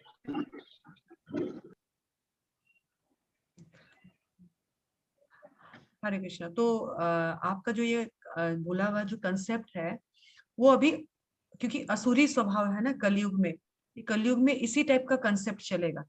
असुरी स्वभाव, असुरी सिद्धांत, कि जानवरों को यदि हम नहीं खाएंगे, जानवरों का पॉपुलेशन बढ़ जाएगा और फिर जानवर मनुष्य पे हावी हो जाएंगे। ऐसा नहीं है। नेचर जो है, मदर नेचर बहुत बैलेंस वे से चलती है। उनका, भगवान की सृष्टि में ना कहीं भी कमी नहीं है, कहीं भी गलती नहीं है। अगर सूर्य जस्ट 1 इंच भी नीचे अगर घूमता, सौर्य मंडल में सूर्य अगर 1 इंच भी नीचे घूमता, पूरी जो सृष्टि है वो जल जाती। और 1 इंच भी ऊपर रहता अपने ऑर्बिट से, तो ये पूरा सृष्टि बर्फ बन जाता। इतने सटीक तरीके से सूर्य उसी ऑर्बिट में क्यों घूम रहा है, कैसे घूम रहा है, अभी हम सोचते ही नहीं है। एक्चुअली हमारा अज्ञानता के कारण लोग कुछ भी बोगस, कुछ भी इंस्ट्रक्शंस देते हैं और हमको लगता है या दिस इज गुड, बट ऐसा नहीं है। सारे, चाहे वो एनिमल्स हो, चाहे आप हो, चाहे मैं हूं, हम सब लिविंग एंटिटीज है, जीव है, और हर जीव को जीने का हक है। हमें मीट ईटिंग कहीं भी प्रिस्क्राइब नहीं है। इवन जो जी अच्छे माता से जी। मुस्लिम धर्म का पालन कर रहा है, क्रिश्चियंस लोग भी, they should not kill, Hindus, Sikhism, कहीं भी आप देखिए मीट ईटिंग का कहीं भी इसको प्रोत्साहन नहीं दिया गया है। अभी सो कॉल्ड आसुरिक प्रवृत्ति के लोग जो हैं, अपने जीव के लिए, अपने फंडा को पूरा करने के लिए समाज में लोगों को एक नॉनसेंस, दिग्भ्रमित एक इंस्ट्रक्शन देते हैं। जबकि हम कैसे जीव को खा सकते हैं? भगवान बोलते हैं, आगे हम भागवत गीता में देखेंगे कि भगवान बोलते हैं कि सारे जीव मेरे अंश है। और तो ये सारे अंश भगवान के अंश हम कैसे? अच्छा एक बात बताइए, एक माँ के 2 बच्चे हैं, एक बहुत भोला भाला है, थोड़ा कमजोर है, और एक बहुत थोड़ा ताकतवर है, तो वो क्या कमजोर वाले को हत्या कर देगा? माता नहीं, जी। कभी भी भगवान इंस्ट्रक्शन नहीं देते हैं ऐसा। जीव हत्या कंडेम यहाँ पर कभी भी प्रोत्साहित नहीं है। स्पेशली आपने जैसे इंडिया का बोला, तो इंडिया में ही अच्छे से धर्म का पालन होता है। बाकी लोगों से, बाकी कंट्रीज के मुकाबले। जी अभी माता भी जी। यहाँ के लोग बहुत धार्मिक है। पशु हत्या पाप है, शास्त्र कहता है। हमको शास्त्र का सुनना चाहिए, ना कि लोगों का, ठीक है? क्योंकि जी शास्त्र माता क्या जी। है, बाकी लोगों को म्यूट कीजिए प्लीज। शास्त्र क्या है? शास्त्र हमारी मदर है। अभी हमने बताया ना, जो शास्त्रों में श्रद्धा नहीं करता है उसके लिए ना तो इस लोक में ना आगे के लोक में जगह है। क्योंकि जब भगवान इस सृष्टि को, जब सृष्टि का रचना कर रहे थे, ब्रह्मा जी ने इस शास्त्र से ही, इस वेदों से ही सब कुछ, हरे कृष्णा, जब भगवान इस सृष्टि की हाँ रचना कर म्यूट रहे थे है तो, माता जी। हाँ, भगवान जब इस सृष्टि की रचना कर रहे थे तब वेदों को के अनुसार ही सब कुछ किया था। बाद में हम लोगों ने वेदों को ओबे डिसोबे करना छोड़ा। इसलिए मीट ईटिंग कहीं भी रिकमेंडेड नहीं, ये गलत धारणा है। आगे हम ठीक और है क्लियर माता जी, होते जाएंगे। शुक्रिया। Thank you. ओके जी माता जी। प्रेरणा जी, आप प्रेरणा जी अनम्यूट हो जाइए। हाँ, हरे कृष्णा माता जी, मेरा हरे नाम कृष्णा जी। अंकित है। हाँ जी, मेरे अंकित जी। दो सवाल थे। जैसे आपने बोला कि हरि का ना, हरि को सब पता है कि अपना पास्ट क्या है, हम लोगों का फ्यूचर क्या है किसी का। तब जब वो सब की जगह लिखित है कि हरि ने लिख के रखा है कि इसके जीवन में ऐसा होना है, तब हमारे ऊपर कैसे पूछे कि हम सही करेंगे, हम गलत करेंगे, हमें हरि का नाम लेना है कि हरि नहीं ने ले रहा ये है? भी लिखा है साथ में कि आपकी डेस्टिनी जो है ये तय है, लेकिन आपको उस डेस्टिनी को प्राप्त करने के लिए प्रयास करना होगा। जैसे एग्जांपल, मैं एक छोटा सा एकदम नॉर्मल सा एग्जांपल देती हूँ। आपकी मदर ने आपके लिए, आपकी मम्मी ने आपके लिए खाना बनाया, ठीक है? अब आप बोलोगे ये तो खाना प्लेट मेरा है, ये तो लिखा हुआ ही है कि मेरा है, तो मैं नहीं भी खाऊंगा तो चल जाएगा, नहीं तो मेरा है, फिर अपने आप मेरे पेट में घुस जाएगा। ऐसा नहीं है। आपको क्या करना होता है? प्रयास। भगवान आपका प्रयास देखते हैं कि आप, भगवान परमात्मा के रूप में हमारे हृदय में विराजमान है। वो हमको प्रेरणा देते हैं कि करो, ऐसा करना है। तो ऐसे करने से सक्सेस होगा या फेल्यूर ये ऑलरेडी तय है, लेकिन भगवान बोलते हैं तुम प्रयास करो। उस सक्सेस से या तो तुम्हारा उन्नति होगा, या उस फेलियर से तुमको एक लेसन मिलेगा। हमको प्रयास करना चाहिए। Destiny, God helps themselves those who helps themselves. भगवान उसकी मदद करते हैं जो खुद की मदद स्वयं करता है। डेस्टिनी के लिए बैठना नहीं है, ठीक है? हम प्रयास करेंगे तो ही हमको डेस्टिनी मिलेगी। समझ में आया हाँ अंकित जी? हाँ, समझ में आया। वो तो सही है कि प्रयास करेंगे तभी डेस्टिनी मिलेगी। तो मतलब लिखित क्या रहता है कि हमको मतलब प्रयास करना है, प्रयास करना है विदाउट अटैचमेंट। कि हम सक्सेस होंगे, फेल्यूर होंगे, वो पता नहीं है। मेरा काम प्रयास करने का, मैं प्रयास करूंगा, rest in the hand of Krishna. ठीक ठीक है माता जी। और एक प्रश्न था माता जी, बोलिए। जैसे जैसे हमें अगर बैकुंठ जाना है तब हमें हरि का नाम लेना चाहिए, और यही एक उपाय है जिससे हमारे जो जैसे 84 योनियों से गुजरना पड़ता है कि फिर हमें जीवन नहीं मिलेगा। बैकुंठ एक बार चले गए तो हमें मोक्ष मिल गया। तब जैसे अभी ये जो हिंदू, मुस्लिम, सिख, ईसाई अलग अलग ये सब किसने बनाया है? जैसे हम लोग हिंदू में तो फिर भी हरि का नाम लेते हैं, मगर अगर किसी का जन्म हो रहा है, समझ लीजिए मुस्लिम के घर हुआ, हिंदू, सिख, मुस्लिम, ईसाई। सिख, ईसाई भगवान ने नहीं बनाया। भगवान ने सनातन धर्म दिया था।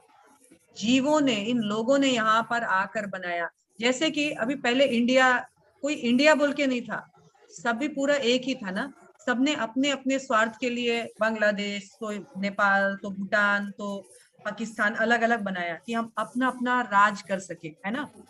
पहले तो एक ही था पूरा। उसी तरह भगवान ने कभी हिंदू, मुस्लिम, सिख, ईसाई नहीं बनाया। भगवान ने सनातन धर्म दिया था। लोग अपने अपने सनक के अनुसार इसको एक नाम दिया देते हैं, जबकि धर्म का कोई एज नहीं होता है। धर्म अनादिकाल से होता है। ये जो मुस्लिम धर्म है, ये हमको पता है कि इसका प्रवर्तन कब से हुआ। तो कब से हुआ आपको मालूम है? मुस्लिम धर्म कब से प्रवर्तन हुआ?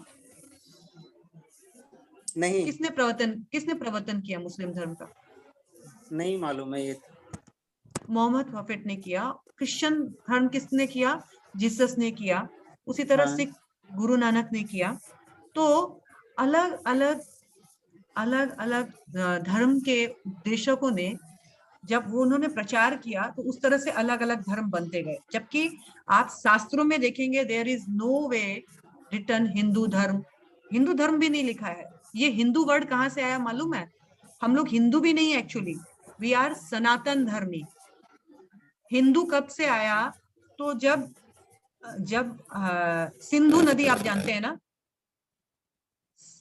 हरे कृष्ण, हाँ सिंधु नदी, तो कहा जाता है कि मुगलों को सिंधु बोलना नहीं आता था, स प्रोनाउंस करना नहीं जानते थे, तो जो सिंधु नदी के इस पार रहते थे उनको वो बोलते थे हिंदू, और जो सिंधु नदी के उस पार रहते थे वो लोग अपने आप को अलग टेरिटरी में रख लिए। तो हम लोग एक्चुअली हिंदू भी नहीं है। हिंदू वर्ड आपको ना भागवत गीता में मिलेगा, ना भागवतम में मिलेगा, आप ना वेदों में मिलेगा, ना पुराणों में मिलेगा। हम सब सनातन हैं, सनातन धर्म का पालन कर रहे हैं। यहाँ लोगों ने अलग अलग नाम दे दिए, और अगर कोई मुस्लिम धर्म में भी है या कोई क्रिश्चियन धर्म में भी है या हिंदू धर्म का ही पालन कर रहा है, मान लीजिए आपके कथन अनुसार, यदि अपने धर्म का सही रूप से पालन कर रहा है, मुस्लिम को भी भगवान की प्राप्ति होगी, हिंदुओं को भी होगी, क्रिश्चियन को भी होगी। सही तरीके से जैसा बताया गया है वैसे करो। हाँ माता जी, पर मतलब जिनका जन्म समझ लीजिए किसी का भी किसी भी बच्चे का जन्म हुआ है मुस्लिम के घर में हुआ है, तो उसके लिए तो बहुत मुश्किल हो जाएगा, क्योंकि उसे तो कभी सिखाया ही नहीं जाएगा कि वो हरि का नाम ले। तो नहीं, मुस्लिम धर्म का अपने कुरान का अच्छे से पालन करेगा तो भी हो जाएगा, लेकिन बैकुंठ नहीं जाएगा सब जाएगा। हाँ, उसको नेक्स्ट मौका दिया जाएगा, उसका किया हुआ बेकार नहीं जाएगा, उसको नेक्स्ट मौका दिया जाएगा, प्रिविलेज दिया जाएगा कि वो एक फाइनल बर्थ में हरि का भजन करके वो आ जाए। ठीक है माता जी। हरे कृष्ण माता जी। हरे कृष्ण माता जी। जी, मतलब अभी तक हमने सुना है कि जैसे कि भगवान पृथ्वी में वास कर चुके हैं ना, तो फिर मतलब जैसे हमें साइंस में पढ़ाया जाता है कि सबसे पहले तो पृथ्वी आग का गोला था, तो उस टाइम से पहले भगवान आए या डायनासोर वगैरह, वैसे भी कुछ मतलब लॉजिक वगैरह बहुत oh my dear boy, science जो है, साइंस खुद भटका हुआ है अभी। साइंस रोज अपना, साइंस का हर फिलोसफी जो है से पर स्टार्ट होता है, से SAY से, या एज्यूम, ठीक है? तो साइंस हमेशा फिलोसफी चेंज करता है, कभी बोलता है 9 ग्रह है, कभी बोलते हैं 10 ग्रह है, कभी बोलते हैं 7 ग्रह है, कभी बोलता है सूर्य मून में मतलब जीव है, कभी बोलता है नहीं है। साइंस मतलब है खोज पे लगा हुआ है। साइंस आपको सटीक ज्ञान कभी नहीं देगा। साइंस बोलता है हमारे पूर्वज बंदर थे, ऐसा थ्योरीज है साइंस का, परंतु आप वेदों में पढ़िए, nowhere it is done हमारे पूर्वज बंदर थे। हम मनुष्य है, मनु के संतान, आज हमने पढ़ा ना, मनु के संतान थे। तो इसीलिए रोज फिलोसफी चेंज होने वाला ज्ञान। मैं एक चीज आप लोगों को बताना भूल गई, इसमें एक्चुअली वो स्लाइड में भी मिसिंग था। स्पिरिचुअल ज्ञान और मटेरियल ज्ञान में क्या अंतर है, कल मैं आप लोगों को इसके साथ ही स्टार्ट कराऊंगी। तो स्पिरिचुअल ज्ञान हमको सिर्फ कॉम्पिटिटिव वर्ल्ड में खाना पीना, आहार निद्रा भय मैथुन सिखाता है, नॉट स्पिरिचुअल, मटेरियल, ठीक है? जो हम स्कूल कॉलेज यूनिवर्सिटीज में जो ज्ञान लेते हैं ना, how to compete in this world for survival, वही सिखाया जाता है। लेकिन जब हम स्पिरिचुअल ज्ञान लेते हैं, वो हमको सिखाया जाता है how to survive and lead this life and life after life. तो इसीलिए स्पिरिचुअल ज्ञान और मटेरियल ज्ञान में बहुत डिफरेंस होता है। साइंस में सब थ्योरी चेंज करती है, रोज इनके बुक्स चेंज होते हैं, रोज इनके कंसेप्ट चेंज होते हैं। इसीलिए आप उसको पढ़िए, आप उसको फॉलो अप कीजिए, जो कभी चेंज नहीं होता है। 5500 साल पहले जो गीता थी, आज भी वही गीता है, एक डॉट, एक आकार भी चेंज नहीं हुआ है। हेलो माता जी, इंटरनेट, हाँ, हरे कृष्ण। मेरा एक क्वेश्चन है, जैसे बताया जाता है परिवार में या किसी भी अपने नियर डियर को कोई भी तरह का कष्ट हो तो उनको प्रार्थना करते, उनके लिए हील करते हैं, तो उस समय क्या हम उसके कार्मिक अकाउंट में बंधते हैं या हमारा एक कर्म किस तरह से होता है? इसका मुझे आइडिया नहीं है माता जी। अच्छा कार्मिक इसका मुझे बिल्कुल आइडिया नहीं है कि कार्मिक अकाउंट में बनते हैं कि नहीं बनते हैं, और इसलिए मैं इसमें कमेंट नहीं करूंगी कुछ भी। ओके, तो हमें कर्म करते रहना चाहिए क्या, मतलब इसके हिसाब से? हमको कर्म करना है, पर कर्म किस लिए करना है? कल 3.9 में देखा, यज्ञ अर्थ कर्मणा। यज्ञ अर्थ Okay. कर्मणा मतलब हरि की तुष्टि के लिए कर्म करना है। हर चीज अच्छा, हरि को सामने रख के करेंगे तो no worry, otherwise worry worry and worry. Okay okay madam, Hare Krishna Hare Krishna. Hare Krishna. Last question है नैना जी का। नैना जी प्लीज। नैना जी। मुझे पूछना है, जैसे सब जन बोलते हैं कि आप लोग जैसे बोल रहे हो कृष्णा भगवान है और कृष्णा के अंदर बाकी देवताओं है, गणेश जी, कृष्ण हनुमान। के अंदर नहीं है, कृष्ण के अंश है। यस, पार्ट एंड पार्शियल है। पार्ट। तो इतना डिविजन क्यों है, मतलब why there is so much of confusion? जैसे अभी जैसे आप मेरे को बोल रहे हो कि हम लोग को कृष्णा पूजा करना है डायरेक्टली, कि हम लोग को डायरेक्टली वो मिले। अगर हम लोग गणेश जी का करते हैं तो गणेश जी से थ्रू कृष्णा ही मिलता है, but that is indirectly. So why so much of confusion, मतलब direct why not only Krishna, why is so many of them? Yes, good. ये प्रश्न बहुत अच्छा है, पर नैना जी आप मुझे 2-3 दिन का और टाइम दीजिए। ये प्रश्न आपका आने ही वाला है उत्तर। अगर मैं अभी बहुत शॉर्टकट मारूंगी आप क्लियर नहीं हो पाओ, मतलब इसका कंसेप्ट क्लियर नहीं होगा आपके लिए। चलेगा? हाँ हाँ श्योर, थैंक यू। ठीक है, ओके। फिर अभी जो प्रश्न है बाकी आप लोग मुझे व्हाट्सएप पे या जो हमारा व्हाट्सएप ग्रुप बना हुआ है उस पे आप लोग पूछिएगा काइंडली। इसमें कोई चैट बॉक्स में कोई प्रश्न रह गया क्या?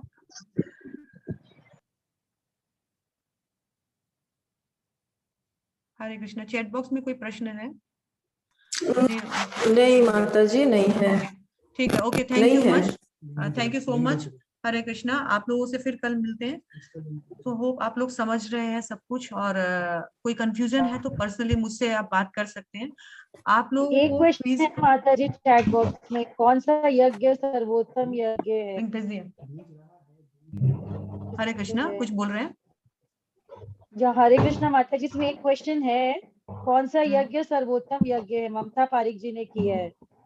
कौन सा यज्ञ सर्वोत्तम यज्ञ है? अभी आएगा ये। अभी ना उन्होंने बताया कि भगवान के सॉरी कितने विभिन्न प्रकार के यज्ञ होते हैं, गुरु से सीखें कि क्या बेस्ट है।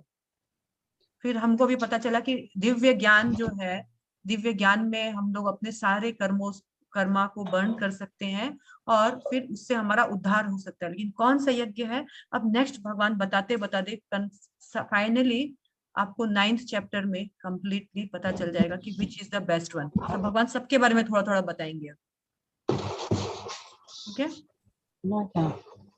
ओके, अब तक समझ में आ रहा है आप लोगों को? किसी को कोई कंफ्यूजन है तो मुझे पर्सनली टेक्स्ट कीजिएगा मेरे व्हाट्सएप ग्रुप पे।